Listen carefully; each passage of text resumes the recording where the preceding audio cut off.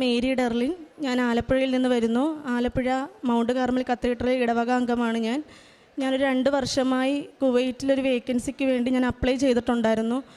ആദ്യം ഒന്ന് അപ്ലൈ ചെയ്തു. 2022 അപ്ലൈ ചെയ്തത്. പക്ഷേ അതിന് ഇൻ്റർവ്യൂവിന് എന്നെ വിളിച്ചു. അന്ന് വൈകുന്നേരം തന്നെ എനിക്കത് റിജക്ഷനായി. എൻ്റെ ഏജ് പറ്റില്ല എന്ന് പറഞ്ഞു. പിന്നെ 1 വർഷം ഞാൻ വീണ്ടും അപ്ലൈ ചെയ്തുകൊണ്ടിരുന്നു. പക്ഷെ അവിടെ നിന്നൊന്നും പറഞ്ഞില്ല. ഏജൻസിയിൽ നിന്ന് വീണ്ടും എനിക്ക് റിജക്ഷൻ തന്നെ വന്നുകൊണ്ടിരുന്നു. 2023 ഒരു ജൂൺ മാസമാക്കി ആയപ്പോൾ തന്നെ എനിക്ക് ചുമ തുടങ്ങി. ഞാൻ ചുമയെന്ന് പറഞ്ഞാൽ ഞാൻ കാണിക്കാത്ത ഡോക്ടേഴ്സ് ഇല്ല. പല ടെസ്റ്റുകളും ചെയ്ത് നോക്കി. ഒന്നിലും ഒരു കുഴപ്പവും ഇല്ലെന്നാണ് അവിടെ നിന്ന് പറയുന്നത്. 2023 ഒക്ടോബർ 1 തീയതിയൊക്കെ ആയപ്പോൾ ഞാനൊന്ന് ബ്ലഡ് വൊമിറ്റ് ചെയ്തായിരുന്നു. ബ്ലഡ് വൊമിറ്റ് ചെയ്ത് കഴിഞ്ഞപ്പോഴേക്കും ഞാനൊരു ഹോസ്പിറ്റലിലാണ് വർക്ക് ചെയ്യുന്നത്. എന്നെ അവിടെ അഡ്മിറ്റാക്കി പല ടെസ്റ്റുകളും ചെയ്തു. നെഗറ്റീവ്. അവർ ബയോപ്സി എടുക്കണമെന്ന് വരെ പറഞ്ഞു. വളരെയധികം ഒരു നേഴ്സായതുകൊണ്ട് തന്നെ പല ടെൻഷനായിരുന്നു എനിക്ക്. പെട്ടെന്ന് തന്നെ എനിക്ക് TBയുടെ ടെസ്റ്റൊക്കെ പറഞ്ഞായിരുന്നു. ഒരു TB ടെസ്റ്റ് ചെയ്തു, നെഗറ്റീവായി. രണ്ടാമത്തെ TB ടെസ്റ്റിൻ്റെ റിസൾട്ട് വരാൻ 5 ദിവസമാകുമെന്ന് പറഞ്ഞു. 5 ദിവസമായിട്ടും റിസൾട്ട് വന്നില്ല. അവർ ബയോപ്സി എടുക്കണമെന്ന് പറഞ്ഞു. ഞാൻ കരഞ്ഞു പ്രാർത്ഥിച്ചു, മാതാവേ, എനിക്ക് എന്തെങ്കിലും ഒരു വഴി എനിക്ക് കാണിച്ചു തന്നേ പറ്റത്തുള്ളൂ. എനിക്ക് രക്ഷപ്പെടാനൊരു വഴി എനിക്ക് ഇതുവരെ ഒന്നും ഉണ്ടായിട്ടില്ല. ഇതിൽ എനിക്ക് രോഗം വന്ന് എനിക്ക് വരരുത്, രോഗമായിട്ട് എനിക്കൊന്നും വരരുത്. മാതാവ് എനിക്ക് എന്തെങ്കിലും ചെയ്തു തരണം. ഞാനങ്ങനെ കരഞ്ഞു പ്രാർത്ഥിച്ചു. എനിക്ക് ബയോപ്സി പറഞ്ഞതിൻ്റെ അന്ന് തന്നെ ഒരു TBയുടെ ഒരു 5 ദിവസത്തെ റിസൾട്ടും കൂടെ വരണമായിരുന്നു. അത് വന്നു. സാർ എന്നോട് വന്നിട്ട് പറഞ്ഞു, മേരി ബയോപ്സി എടുക്കണ്ട, മേരിക്ക് TB ആണ്, ടെൻഷനൊന്നും അടിക്കണ്ട, മെഡിസിൻ കഴിച്ചാൽ മതി, അത് മാറും. TB ആണെന്ന് സാറ് പറഞ്ഞു. പക്ഷെ എന്നാലും ഞാൻ ആകെ തളർന്നു പോയി. എനിക്ക് എങ്ങനെ ഇത് വന്നെന്ന് പോലും എനിക്കറിയത്തില്ല. പല രോഗികളെയും ഞാൻ ശുശ്രൂഷിച്ചിട്ടുണ്ട്. പ്രാർത്ഥിച്ചിട്ടേ ഞാൻ നോക്കാറുള്ളൂ ഒരു രോഗികളെയും. എവിടെ നിന്നാണ് എനിക്കിത് വന്നെന്നായി, എന്തുകൊണ്ട് മാതാവ് എനിക്ക് തന്നെന്നായി, പല സംശയങ്ങളുമായി. എനിക്ക് 2 മാസം റെസ്റ്റ് പറഞ്ഞു. ജോലിക്ക് പോകാൻ പറ്റില്ല എന്നുമായി. വീട്ടിൽ എൻ്റെ ഒരു വരുമാനമായിരുന്നു. അച്ഛന് വയ്യാത്തതാണ്. ഞാനാണ് കുടുംബം നോക്കിക്കൊണ്ടിരുന്നത്. വീട്ടിലെ അവസ്ഥകളൊക്കെ പാതി വഴിയായെന്ന് തന്നെ പറയാം. എന്നിട്ട് ഒരു ദിവസം യൂട്യൂബിലൊക്കെ ഈ കൃപാസനത്തിൻ്റെ വീഡിയോ കാണുമായിരുന്നു. എനിക്കധികം വിശ്വാസമില്ലായിരുന്നു, എന്നാലും പ്രാർത്ഥിക്കുമായിരുന്നു. പെട്ടെന്ന് ഞാൻ അമ്മയോട് പറഞ്ഞു, അമ്മ നമുക്കൊന്ന് കൃപാസനത്ത് പോകാം. അങ്ങനെ ഞാനും എൻ്റെ അമ്മയും എൻ്റെ അനിയത്തിയും അപ്പനും അനിയനുമായിട്ട് ഞാനിവിടെ വന്നു. കൃപാസനത്ത് വന്നു പ്രാർത്ഥിച്ചു കഴിഞ്ഞ് ഞാൻ മെഡിസിൻ എടുക്കുന്നുണ്ട്. 6 മാസം എടുക്കണം. ഈ മെഡിസിൻ എടുക്കുമ്പോൾ തന്നെ നമുക്ക് വളരെയധികം ക്ഷീണമാണ്, ബുദ്ധിമുട്ടാണ്. ഫുഡ് കഴിക്കാണ്ട് ഇരിക്കാൻ പറ്റില്ല. അപ്പോൾ ഞാൻ എങ്ങനെ ഉപവാസം എടുക്കുമെന്ന് ഇങ്ങനെ ആലോചിച്ചു. ഒരു സിസ്റ്ററിനോട് വന്ന് ചോദിച്ചപ്പോൾ സിസ്റ്റർ എന്നെ ശകാരിക്കുകയാണ് ഉണ്ടായത്. ഇത്രയും നാളും ഇവിടെ അടുത്ത് കിടന്നിട്ട് കൃപാസനത്ത് 1 പ്രാവശ്യം പോലും വന്നില്ലല്ലോ എന്ന്. ആദ്യം ശരിക്കും സങ്കടമാണ് തോന്നിയത്. എന്നാലും ഞാൻ പുറത്തേക്ക് ഇറങ്ങി. എനിക്കിത് ചെയ്യാൻ പറ്റില്ല എന്ന് തന്നെ തോന്നി. ഞാൻ വീട്ടിൽ വന്ന് വീണ്ടും പ്രാർത്ഥിച്ചുകൊണ്ടേയിരുന്നു. എനിക്ക് 2 മാസം കഴിഞ്ഞു. ഞാൻ അതിൻ്റെ ഇടയ്ക്കൂടെ 2-3 പ്രാവശ്യം വന്നു കഴിഞ്ഞ് ഞാൻ പ്രാർത്ഥിക്കും, തിരിച്ചു പോകും, അത്രയും ഉണ്ടായിരുന്നുള്ളൂ. അല്ലാതെ ഉടമ്പടി എടുക്കണമെന്നുള്ളൊരു ചിന്തയുണ്ടായിരുന്നില്ല. എനിക്ക് ഒരു ദിവസം ഒരു ജനുവരി മാസമൊക്കെ ആയപ്പം ഏജൻസിയിൽ നിന്ന് കോള് വന്നു. മേരിക്ക് ഇൻ്റർവ്യൂവിൻ്റെ ഡേറ്റ് കിട്ടി, മേരി ഒന്ന് വരണം. ഇന്ന ഡേറ്റിന് ഒരു ഗവൺമെൻറ് ഹോസ്പിറ്റലായിരുന്നു ജോലിയുടെ ഇത് പറഞ്ഞിരുന്നത്. അങ്ങനെ ഞാൻ ഇൻ്റർവ്യൂവിന് പോകുമ്പോഴും എനിക്ക് ഇൻ്റർവ്യൂയെ പറ്റിയൊരു പേടിയുമില്ല. എനിക്ക് മെഡിക്കൽ റിജക്ഷൻ ആകുമോ, മെഡിക്കൽ കിട്ടുമോ എന്നായിരുന്നു. ഞാൻ ഇൻ്റർവ്യൂ അറ്റൻഡ് ചെയ്തു. ഒരാഴ്ച കഴിഞ്ഞപ്പോൾ തന്നെ എനിക്ക് ഇൻ്റർവ്യൂ പാസ്സായെന്ന് പറഞ്ഞു. എനിക്ക് പക്ഷേ മെഡിക്കൽ കിട്ടുമെന്ന് ഒരു ഉറപ്പുമില്ല. 6-ാമത്തെ മാസമായപ്പോഴേക്കും മെഡിസിൻസ് കംപ്ലീറ്റ് ആയി. ഡോക്ടർ പറഞ്ഞായിരുന്നു 6 മാസം കഴിയുമ്പോൾ നമുക്ക് മെഡിസിൻ നിർത്താം, 1 പ്രാവശ്യം കൂടെ ഒരു ചെക്കപ്പ് ഉണ്ടെന്ന് പറഞ്ഞു. അങ്ങനെ ഞാൻ വീണ്ടും വന്നു. ബ്ലഡ് ടെസ്റ്റൊക്കെ കൊടുത്തു, അതെല്ലാം നോർമൽ. എക്സ്റേ എടുത്തു, പക്ഷേ എക്സ്റേയിൽ വീണ്ടും പാച്ചസ്. അപ്പോൾ ഡോക്ടർ പറഞ്ഞു, ഇനി മേരിക്ക് ഗൾഫിൽ പോകാൻ നോക്കുന്നത് കൊണ്ട് ഇത് കിട്ടുമെന്ന് തോന്നുന്നില്ല, മേരി ഒരു 2 മാസം കൂടി മെഡിസിൻ കഴിച്ചേ പറ്റത്തുള്ളൂ.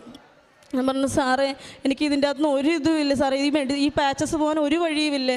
ഉടൻ 40 വർഷമായി TB വർഷം ആദ്യമേ TB വന്ന് 40 വർഷം കഴിഞ്ഞിട്ടുള്ളവർക്ക് പോലും ആ TBയുടെ സിംറ്റംസ് കാണുമെന്നാണ് പറഞ്ഞത് എക്സ്റേയിൽ. ഞാൻ വളരെയധികം എനിക്ക് ഒന്നും കൂടി ഇതിൽ സങ്കടമല്ലാതെ ഒരു സന്തോഷവും എനിക്കുണ്ടായിരുന്നില്ല. ഞാനങ്ങനെ ഇവിടെ വന്നു. അമ്മയോട് പറഞ്ഞു, അമ്മ നമുക്ക് ഉടമ്പടി എടുക്കാം, മാതാവിന് അസാധ്യമായിട്ട് ഒരു കാര്യങ്ങളുമില്ല. ഞങ്ങൾ വന്നു. 24/3/2024 വന്ന് ഞങ്ങൾ ഉടമ്പടി എടുത്തു. ഞാൻ ഉടമ്പടി എടുത്തിട്ട് 1 മാസം തികഞ്ഞിട്ടില്ല ഇപ്പം വരെ. ഉടമ്പടി എടുത്ത് 2 ദിവസത്തിനുള്ളിൽ മെഡിക്കലിന് പോയി. അവിടെ വീണ്ടും റിജക്ഷൻ. പിന്നെ എൻ്റെ മനസ്സാകെ തളർന്നു. ഞാൻ ഇനി ഒന്നിനും അപ്ലൈ ചെയ്യത്തില്ല, ഇനി എനിക്ക് പറ്റത്തില്ല, ഇനി അപ്ലൈ ചെയ്തിട്ടും കാര്യമില്ലെന്നായി. എന്നാലും ഞാൻ എൻ്റെ പാസ്പോർട്ട് ഈ മരിയൻ ഉടമ്പടി പുസ്തകത്തിൻ്റെ അകത്ത് തന്നെ വെച്ചു. ഞാൻ പറഞ്ഞു, ഞാൻ ഈ പാസ്പോർട്ട് മാറ്റത്തില്ല മാതാവേ, മാതാവ് എനിക്ക് തരണം, ഞാൻ തന്നാലേ ഈ പാസ്പോർട്ട് ഞാൻ ഇതിൻ്റെ അകത്തുനിന്ന് എടുത്തു മാറ്റത്തുള്ളൂ, എനിക്ക് തന്നേ പറ്റത്തുള്ളൂ. എന്നിട്ട് ഞാൻ ഓരോരുത്തരുടെ അടുത്ത് ചെന്ന് ചോദിക്കാൻ തുടങ്ങി, ചേച്ചി എനിക്ക് കിട്ടുമോ ചേച്ചി എനിക്ക്. പക്ഷെ ഞാൻ മാതാവിൻ്റെ അടുത്ത് ഉറച്ച് ഞാൻ മാതാവേ എനിക്ക് കിട്ടുമോ എന്ന് ഞാൻ ചോദിച്ചിട്ടില്ല. എല്ലാവരുടെ അടുത്തും ചെന്ന് ചോദിക്കും, ചേച്ചി എനിക്ക് കിട്ടുമോ ചേച്ചി എനിക്ക് കിട്ടുമോ. പക്ഷെ എന്നാലും എല്ലാവരും പറയും, നീ കൃപാസനത്ത് പോയില്ലേ, ഉടമ്പടി എടുത്തില്ലേ, നിനക്ക് കിട്ടും, നീ ഒരു പ്രാവശ്യം കൂടെ ഒന്ന് അപ്ലൈ ചെയ്ത് നോക്ക്. ആദ്യം അപ്ലൈ ചെയ്യാൻ വേണ്ടി പോയപ്പം അവരെനിക്ക് വിസയുടെ കോപ്പി അങ്ങ് എറിഞ്ഞു തരുമായിരുന്നു. തനിക്ക് ഞാൻ ഇവിടെ നിന്ന് മെഡിക്കൽ തരില്ല എന്ന് തന്നെ ഉറപ്പിച്ച് പറഞ്ഞു. ബാക്കി ഈ വിസ തരുന്നവർക്ക് ആർക്കും മെഡിക്കൽ ഞങ്ങൾ കൊടുക്കാറില്ല, ഇനി വന്നിട്ടും കാര്യമില്ലെന്നാണ് പറഞ്ഞത്.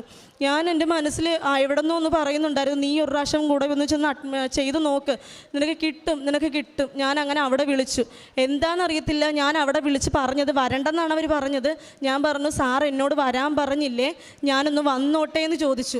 അപ്പം തന്നെ സാറ് പറഞ്ഞു, അന്നൊരു കാര്യം ചെയ്യ്, താൻ നാളെ ഈ ആഴ്ച വരണ്ട, അടുത്ത ആഴ്ച ഏതെങ്കിലും ഒരു ദിവസം വരാൻ പറഞ്ഞു. ഞാൻ പറഞ്ഞു, പറ്റത്തില്ല സാറേ, എനിക്ക് നാളെ തന്നെ എനിക്ക് വരണം, എനിക്ക് ഏജൻസിയിൽ നിന്ന് പ്രഷർ ഉണ്ടെന്ന് പറഞ്ഞു. അങ്ങനെ ഞാൻ നാളെ തന്നെ പോയി മാതാവിൻ്റെ അടുത്ത് ഞാൻ പ്രാർത്ഥിച്ചു, ശരിക്കും പ്രാർത്ഥിച്ചു. ചെന്നു, ഞാൻ മെഡിക്കൽ എടുക്കാൻ വേണ്ടി കാശ് രൂപ എൻ്റെ കയ്യിൽ തന്നെ ഉണ്ടായിരുന്നു. ഞാൻ എക്സ്റേ എടുക്കാൻ കയറാൻ നേരം ഞാൻ പറഞ്ഞു, മാതാവേ എൻ്റെ ശ്വാസകോശമല്ല അവിടെ വേണ്ടത്, മാതാവിൻ്റെ ശ്വാസകോശം എനിക്കവിടെ വേണം, എനിക്ക് എൻ്റെ ശ്വാസകോശം എനിക്കറിയാം, അതിലൊരു ഇതും കാണത്തില്ല, മാതാവിൻ്റെ ശ്വാസകോശം എനിക്കവിടെ മതി. ഞാൻ എക്സ്റേ എടുത്തു, തിരിച്ചിറങ്ങി. ആ സാർ എന്നോട് പറഞ്ഞു, മോളെ വെയിറ്റ് ചെയ്യുമെന്ന് പറഞ്ഞു. ഞാൻ വെയിറ്റ് ചെയ്തു. 1 മണിക്കൂർ കഴിഞ്ഞു എന്നെ വിളിച്ചിട്ട് പറഞ്ഞു, മേരി ഡോക്ടറില്ല, മേരി പൊയ്ക്കോ, അടുത്ത ആഴ്ച വന്നാൽ മതി, തിങ്കളാഴ്ച വിളിച്ച് ചോദിച്ചിട്ട് ചൊവ്വാഴ്ച വരണമെന്ന് പറഞ്ഞു. ഞാൻ സാറിനോട് ചോദിച്ചു, സാറേ ഇനി ഞാൻ വന്നിട്ട് വല്ല പ്രതീക്ഷയും ഉണ്ടോ, ഞാൻ ആലപ്പുഴയിൽ നിന്ന് വരുന്നതാ, മേരി പ്രതീക്ഷിക്കാം എന്ന് പറഞ്ഞു. ആ ഒരു വാക്കിൽ എനിക്ക് കിട്ടിയെന്ന് ഉറപ്പായി. ഞാൻ എല്ലാവരോടും പറഞ്ഞു, എനിക്ക് കിട്ടി, എനിക്ക് മെഡിക്കൽ കിട്ടി, എനിക്ക് മാതാവ് തന്നു എന്ന് തന്നെ പറഞ്ഞു. ഞാൻ തിരിച്ച് അവിടെ നിന്ന് സന്തോഷത്തോടെ തന്നെ ഞാൻ ഇറങ്ങി ഒരാഴ്ച കഴിഞ്ഞു. തിങ്കളാഴ്ചയായി. ഞാൻ 3 മണിക്കൊക്കെ എഴുന്നേറ്റ് പ്രാർത്ഥിക്കുമായിരുന്നു. ഞാൻ 3 മണി സമയമായി, വൈകിട്ട് 3 മണി സമയമായി. ഞാൻ മനസ്സിൽ രാവിലെ ഞാൻ ചിന്തിച്ചു, 3 മണിയാകുമ്പോൾ നമുക്കൊന്ന് പ്രാർത്ഥിക്കാം, 3 മണിക്ക് പ്രാർത്ഥിച്ചാൽ ദൈവം കേൾക്കും. എൻ്റെ അടുത്തൊരു സിസ്റ്റർ പറഞ്ഞായിരുന്നു, 3 മണി സമയം ദൈവത്തിൻ്റെ സമയമാണെന്ന്. ഞാനങ്ങനെ 2:30 ആയപ്പോൾ തന്നെ എനിക്ക് ടെൻഷനായി. ഞാനൊന്ന് വിളിച്ചു, പക്ഷെ അവർ ഫോൺ എടുത്തില്ല. 2:30 തൊട്ട് 2:45 വരെ ഞാൻ വിളിച്ചുകൊണ്ടേ ഇരുന്നു, അവർ ഫോൺ എടുത്തില്ല. എന്നിട്ട് ഞാൻ വിചാരിച്ചു, മാതാവ് പറയുമായിരിക്കും 3 മണിയാകുമ്പോൾ നമുക്ക് വിളിച്ചാൽ മതിയെന്ന്. ഞാനങ്ങനെ 3 മണിക്ക് 1 മിനിറ്റ് ഉള്ളപ്പോൾ ഞാൻ വിളിച്ചു, അവർ ഫോൺ എടുത്തില്ല. എനിക്ക് അപ്പം തന്നെ ഒരു മെയിൽ വന്നു, മേരി ഫിറ്റാണെന്നും പറഞ്ഞു. എനിക്ക് സന്തോഷം സഹിക്കാൻ പറ്റുന്നില്ലെന്ന് പറഞ്ഞാൽ മാതാവിനെ എനിക്ക് വിശ്വസിക്കാൻ പറ്റുന്നില്ല. എനിക്കത് മാതാവ് തന്നല്ലോ. എത്ര ദിവസമായി ഉടമ്പടി എടുത്തിട്ട്? ആകെ ഒരു 10-20 ദിവസമേ ആയിട്ടുള്ളൂ. മാതാവ് എനിക്ക് തന്നില്ലേ, ഇതിലൂടെ എൻ്റെ കുടുംബം രക്ഷപ്പെടുത്താൻ വേണ്ടി എനിക്ക് തന്നില്ലേ. ഞാനത് പറയേണ്ട എല്ലാവരുടെ അടുത്തും ഞാൻ പറഞ്ഞു. എൻ്റെ കൂടെ നിൽക്കുന്ന ഓരോ സ്റ്റാഫിനോട് ഞാൻ പറഞ്ഞു, കൃപാസന മാതാവിനെ വിശ്വസിച്ചാൽ മതി, അസാധ്യമായ കാര്യങ്ങളെല്ലാം നടക്കുമെന്ന് പറഞ്ഞു. ഞാൻ മെഡിക്കൽ എടുക്കുന്നതിൻ്റെ അവിടെ റിസൾട്ട് വാങ്ങിക്കാൻ വേണ്ടി പോയി. അടുത്ത ദിവസം തന്നെ എനിക്ക് ടിക്കറ്റ് വന്നു. എനിക്ക് 25-ാം തീയതി ഫ്ലൈറ്റാണ് കുവൈറ്റിൽ. ഞാൻ 9:30 ഞാൻ പോകുന്നു. മാതാവിനും തിരുക്കുമാരനും 1000 നന്ദി. ആത്മീയ കാര്യങ്ങളെന്ന് പറഞ്ഞാൽ ഞാൻ പണ്ട് പള്ളിയിലൊന്നും പോകത്തില്ലായിരുന്നു. എൻ്റെ വീട്ടിലെ കഷ്ടപ്പാട് കൊണ്ട് തന്നെ ഞാൻ ഓർത്തു, മാതാവിനും കർത്താവിനും അറിയില്ലേ, എന്നിട്ട് വീണ്ടും വീണ്ടും ദുരിതങ്ങളും ദുഃഖങ്ങളും തരുന്നതല്ലാണ്ട് ഇപ്പം എന്തിനെ പ്രത്യേകിച്ച് മാതാവിനെ ഓൾറെഡി അറിയാമല്ലോ എന്നുള്ള ചിന്തയായിരുന്നു. ഇപ്പം ഞാൻ പറയുക, പ്രാർത്ഥന ഇല്ലാണ്ട് ജീവിക്കാൻ പറ്റത്തില്ല. ഞാൻ എല്ലാ ഞായറാഴ്ചകളിലും പള്ളിയിൽ പോകും. ഞാനൊരു നേഴ്സാണ്. കിട്ടുന്ന സമയത്തൊക്കെ ഞാൻ പ്രാർത്ഥിക്കും. എൻ്റെ കയ്യിൽ നിന്ന് കൊന്ത വിടത്തില്ല. ഞാൻ എവിടെ പോയാലും ഈ കൊന്ത എൻ്റെ കയ്യിൽ കാണും. ഞാൻ പ്രാർത്ഥിച്ചു കൊണ്ടേയിരിക്കും. എല്ലാ ചൊവ്വാഴ്ച ഞാൻ ഇപ്പോഴും മെഡിസിൻ എടുക്കുന്നുണ്ട്. ഞാൻ ഈ മെഡിസിൻ എടുക്കുമ്പോഴും ഞാൻ ഉപവാസം എടുക്കും. എനിക്ക് എന്ത് ബുദ്ധിമുട്ടുണ്ടെങ്കിലും കുഴപ്പമില്ല, ഞാൻ ഉപവാസം എടുത്ത് പ്രാർത്ഥിക്കുന്നു. വേറെ ഞാൻ ഫുഡ് കൊണ്ട് കൊടുക്കാറുണ്ട്, പാവപ്പെട്ടവർക്ക് ഫുഡ് കൊണ്ട് കൊടുക്കാറുണ്ട്. ഞാൻ രാവിലെ ഞങ്ങൾക്ക് ഹോസ്പിറ്റലിൽ സ്പഞ്ച് ഭാഗത്തൊക്കെ കൊടുക്കണം. ഞാൻ ഓരോ പേഷ്യൻറ്റിൻ്റെ അടുത്ത് പോകുമ്പോഴും ഞാൻ അവർക്ക് വേണ്ടി പ്രാർത്ഥിച്ചിട്ടാണ് സ്പഞ്ചൊക്കെ കൊടുക്കാറ്. ഈശോയ്ക്കും തിരുക്കുമാരനും വളരെയധികം വാക്കുകളാൽ പറഞ്ഞ് തീരാത്ത രീതിയിൽ നന്ദി പറയുന്നു.